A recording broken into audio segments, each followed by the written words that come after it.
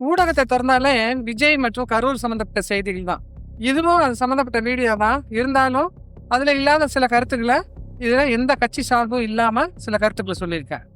அறிஞர் அண்ணா, கலைஞர், எம்ஜிஆர், ஜெயலலிதா இவங்க எல்லாருமே சினிமாக்காரர்கள் தான், விஜயகாந்த் உள்பட. இவங்களை போல ஜனவசியம் விஜய்க்கு நிறைய இருக்கு. விஜய் சினிமாவையும் அரசியலையும் போட்டு குழப்பிக்கல.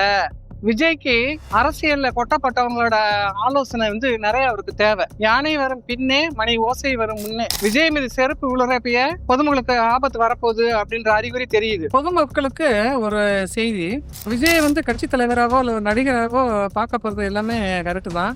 நீங்கள் போகிறப்ப ஆடி மாதமும் அந்த புரட்டாசி மாதமும் அதிக புழுக்கமாக இருக்கும். ஒரு வாட்டர் பாட்டில் அது மாதிரி இது கொஞ்சம் எடுத்துகிட்டு போனால் நல்லா தான் இருக்கும்.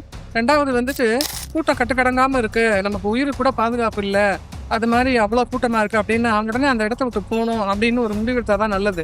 ஏன்னா உயிர் போனால் திரும்ப வராது, நம்ம உயிர் தான் நமக்கு முக்கியம். அப்படிங்கிற இது சமய சந்தர்ப்பத்துக்கு தகுந்த மாதிரி நீங்கள் ஒரு முடிவு எடுத்தீங்கன்னா அது கொஞ்சம் நல்லாயிருக்கும்.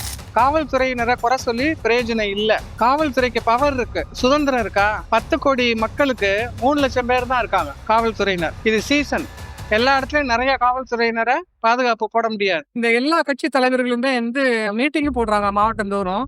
அதுக்கப்புறம் ரோட் ஷோ அப்படின்னு சொல்லி 2 பேர் நடத்துறாங்க. இதுல 2ல் ஏதாவது ஒன்று பண்ணாதான் நல்லா இருக்கும். அப்ப முன்னாடிலாம் எப்படின்னா அரசியல் கட்சி தலைவர்கள் வேகமா அந்த பாதையில போறப்ப அப்படியே காருக்கு வெளியில கையை காமிச்சிட்டு இப்படி போவாங்க. நெட்டுக்க ஜனங்க வரிசையா அந்த பக்கம் அப்படி நிற்பாங்க. வண்டி நிற்காது, போயிட்டே இருக்கும். மீட்டிங் போடுற இடத்துல அப்படின்னாக்கா பொதுமக்களுக்கு ஒரு வசதி கிடைக்காது. தண்ணி வசதி, ஒரு சாப்பாடு வசதி, ஒரு மெடிக்கல் வசதி, ஒரு ஃபயர் சர்வீஸ் வசதி, எல்லாமே ஆம்புலன்ஸ் எல்லாமே இருக்கும். அதனால இது எது பெட்டர் அப்படின்னு சொல்லி பார்த்துட்டு ஏதாவது ஒன்று கட் பண்ணி போட்டால் ரொம்ப நல்லா இருக்கும். மிஸ்டர் விஜய், உங்களுக்கு ஒரு வேண்டுகோள்.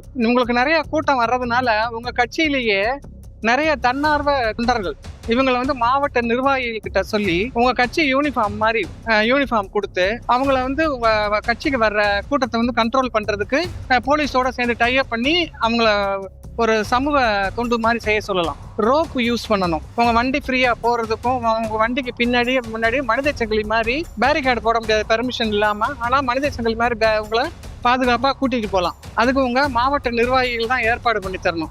மத்திய அமைச்சர் நிர்மலா சீதாராமனா இருக்கட்டும், மத்திய எம்பி குழுவா இருக்கட்டும், எல்லாருமே விசாரிச்சுட்டு போயிருக்காங்க.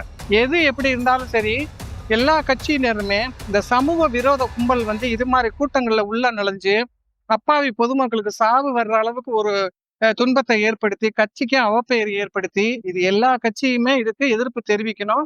இது நல்லதுக்கு இல்லை அப்படிங்கிறது தான் நம்மளோட கருத்து.